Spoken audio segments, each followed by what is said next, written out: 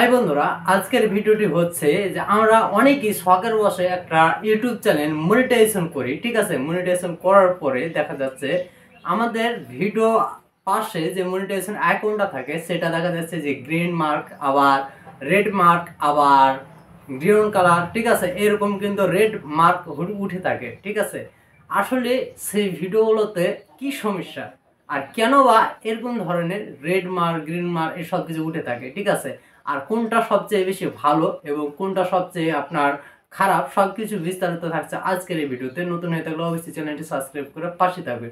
তো আমরা কিন্তু অনেকেই হতাশা হয়ে যায় এবং আমরা চিন্তিত থাকি। ঠিক আছে, যে একটা ভিডিওতে আমাদের গ্রিন মার্ক উঠে থাকে, একটা ভিডিওতে লাল মার্ক উঠে থাকে, একটাতে হলুদ মার্ক উঠে থাকে।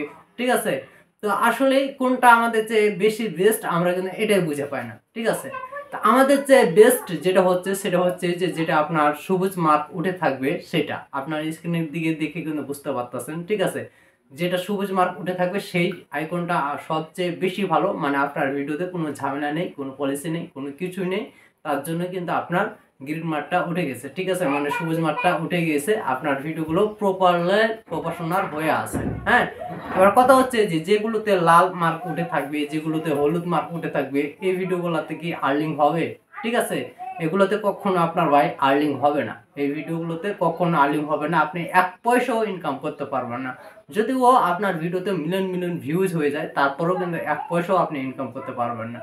তাহলে এই জিনিসগুলো সমস্যার সমাধান করবেন কীভাবে? ঠিক আছে, এই জিনিসগুলো আপনাকে সমস্যার সমাধান করতে হলে আমি যে স্টেপগুলো বলে দেবো সেই স্টেপগুলো আপনারা কিন্তু ফলো করবেন। ঠিক আছে, আর যে যে জিনিসগুলোর কারণে এই সমস্যাটি হয়ে থাকে ঠিক সেই জিনিসগুলো আপনারা ভালো করে রিভিউ করবেন। ঠিক আছে, এক নাম্বার হইতে আছে থাম্বনেল। আপনি যে থাম্বনেলটা ব্যবহার করেছেন সেই থাম্বনেলটা আপনি চেক দিয়ে দেখবেন যে কোনো থার্ড পার্টি কিংবা কোনো কিছু দিয়ে আপনি ব্যবহার করেছেন নাকি, কিংবা আপনি সে থাম্বনেলে কোনো ফেস ব্যবহার করেছেন নাকি কাউরি। ঠিক আছে, লেখাগুলো লিখেছেন সেগুলো উল্টাপাল্টা হয়েছে নাকি। ঠিক আছে, আপনি থাম্বনেলটা চেঞ্জ করেও আপনি দেখতে পারেন, যদি তাতে সেরে যায় আপনার হলুদ মার্ক কিংবা আপনার লাল মার্ক। ঠিক আছে, তাহলে আপনি মনে করেন যে সমস্যার সমাধান হয়ে গেছে।